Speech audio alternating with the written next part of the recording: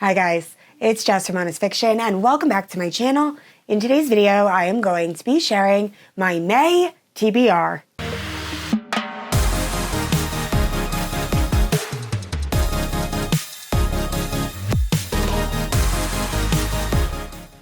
Alright guys, so I am filming this TBR video pretty early, only because I have a lot going on at the end of April, so I wanted to make sure that I got this video filmed. Also, I am filming it very early in the morning. It is 7:30. I have a very busy day planned, so I wanted to squeeze in some filming. So my voice actually is getting better. It still is pretty raspy, but it seems to be going away as the day progresses, so hopefully my voice will be back to normal soon. But anyway, I have so many exciting reading plans for May. I'm going to be co-hosting a readathon that I'm really looking forward to. And then I also am so excited for the book my Patreons picked for a fantasy romance book club. I've had this book on my TBR for so long. Some people have said it's better than ACOTAR, so I am so excited. But anyway, if you're unfamiliar with my channel, I post new videos every Wednesday and Sunday. If you haven't yet, please like and subscribe. You can also hit that notification bell to be notified whenever I post new bookish content. You can also check out my Instagram, Goodreads, and Patreon, all linked down below. With all out of the way, let's talk about the books I want to read in May. Alright guys, so starting off with the Mafia Romance Readathon. This is a readathon that was put together by Jen from the channel The Book Refuge, and she so kindly asked me, along with Cheyenne from the channel That's All Book Girl, and Jackie Kennedy to be co-hosts. Now all the graphics and templates that you will need for this readathon are on all of our Instagrams, and there's also this really cool point system that Jen came up with. I'm pretty sure she's going to have an entire video just discussing the rules and everything that goes along with the Mafia Readathon, so as soon as she posts that, I will leave a link down in the description below. But I am just so excited. If you're looking for Mafia Romance Recs, I will have a rec video that posts right after this video. And it should be a really fun time. So this is taking place on May 9th to May 13th, and I hope that you join us. And next up is the Throne of Glass Readalong, which is taking place on my Patreon.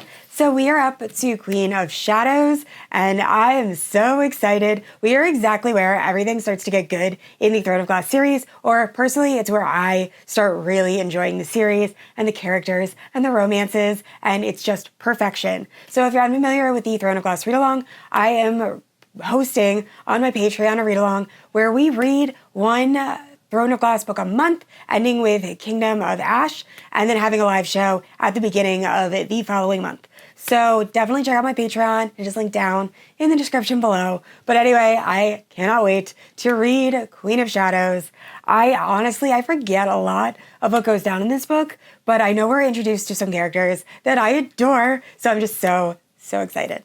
And moving into fantasy romance, first up is my Patreon fantasy romance book club pick. So every month over on my Patreon, my patrons get to vote on a fantasy romance book that they'd like me to read, and then we have a live show and we discuss the book. Fortunately, last month I was sick, so we had to skip that one, but I am so looking forward to reading this book. This book that they selected actually has been on my TBR for a very long time, over a year. I've just been waiting for the audiobook, and that is When the Moon Hatched by Sarah A. Parker. So I don't know very much about this book at all. I know that it is a fantasy romance. I heard that it is actually more fantasy, a little bit less romance, but still the romance is pretty good, and that it has dragons.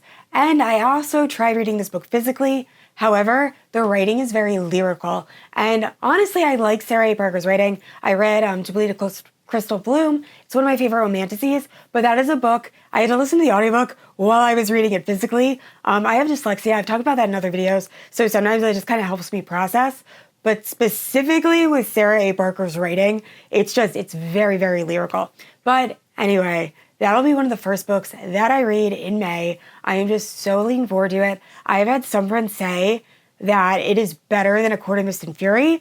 I've had other friends DNF the book. So I'm very curious to see where I land. And next up for fantasy romance, we have Flames of Chaos by Amelia Hutchins. Now, at the time I'm filming this, I actually filmed a book haul video about a month ago that hasn't posted yet, where I kind of hated on this book. I posted my super old review. However, since making and editing that video, I've had a lot of people ask me if I picked this book up yet and that they love it. So I have a feeling you guys are going to be a little bit mad at me when you watch that book haul video. So I want to give this book another try because I did DNF it. I did not finish this book. I just couldn't get past all of the spice and kind of the writing. However, like I said in that book haul video, it was when I was first getting into spicy books. So like my tolerance level was really low.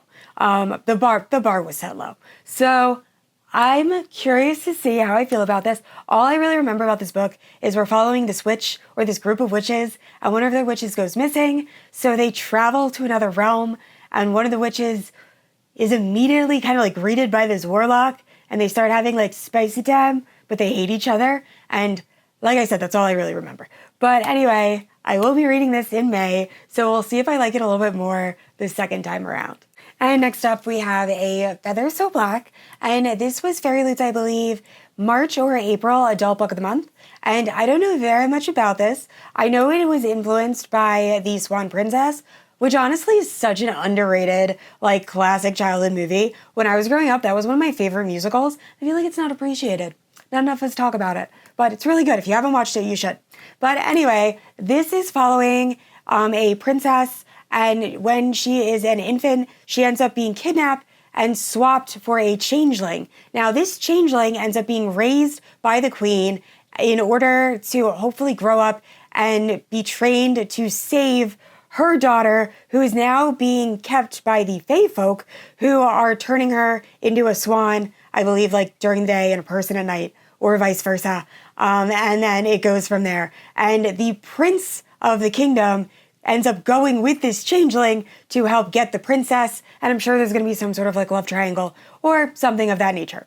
But anyway, it sounds really good. I've never read anything inspired by the Swan Princess, so it definitely has piqued my interest, but I only know one person who's read this, and they didn't love it. However, me and that person have exact opposite reading tastes, so I might end up really enjoying it. Who knows? But anyway, this will be one of the first books I read in May.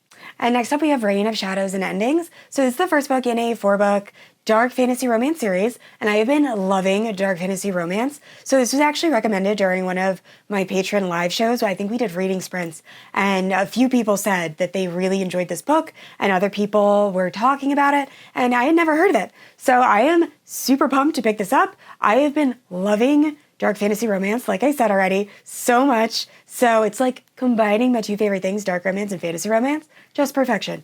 But anyway, from what I gathered on Goodreads, it's a multi-POV story. So the plot synopsis was a little bit confusing, but the top part was talking about how gods created their children and they overly favored their children and then were afraid that the children might revolt. Then there was a part about the Fae and how the Fae end up having these sources that they use to like power themselves up, and they're split into 16 different kingdoms. And the last POV was from one of the sources who does not like the life she is living and is trying to find a way out of it. So overall, that wasn't a lot to go on, but I trust you guys, and a lot of you said I would probably really like the series, so I am super excited to pick it up. And the rest of the books on this TBR are Mafia Romance. So first up we have When She Unravels, which is the first book in, I believe, a dark Mafia Romance duet. So all I know about this is we were following this girl that was raised her entire life to be a Mafia bride, and then on her wedding day something goes awry. She ends up escaping and trying to start somewhere new, and then she is found by, I'm assuming, someone in the Mafia, and the story goes from there. So I really am going into this pretty blind. I think it was Cheyenne from That Tall Book Girl that said she really liked this duet, or it was Jen. It was one of them. But either way, I trust both of them, so I'm very much looking forward to reading this during the Mafia Romance Readathon. And next up we had Twisted Loyalties, which is the first book in the Camorra Chronicles. Now, I'd been hearing about the Camorra Chronicles for a while, so I'd been wanting to pick up the series. However, when I just looked at the plot synopsis, I realized I have read a few books in this series already. I either didn't realize they were part of a series, or they can be read as standalones, and I just didn't realize, or I just thought I was missing something and was vibing and just continued reading. So it looks like I read book 3, and I think I also read book 5 and 6. I don't know how long the series is. But anyway, I enjoyed those books, so it's gonna be nice to start from the beginning. I might just end up rereading the series and reread the books I already read, and maybe they'll make a little bit more sense. But anyway, I know this is a very beloved series. I believe there's also possibly fighting, I don't know if it's illegal fighting or MMA, involved in the series. But either way, it should be fun, and this will be another book I'm reading for the Mafia Romance Readathon. And next up is Taken by a Sinner. Now, this is another book that has been on my TBR for years, and I know the audiobook released, and I think I actually purchased the audiobook, but then I never ended up actually reading the book. So I didn't realize, but I actually think this is step-sibling, but like they didn't grow up together. So we're following this girl who wants to get out of her life and become a film producer, and she's like very motivated. And then her mother ends up marrying a mobster, or like someone very high up in the mob.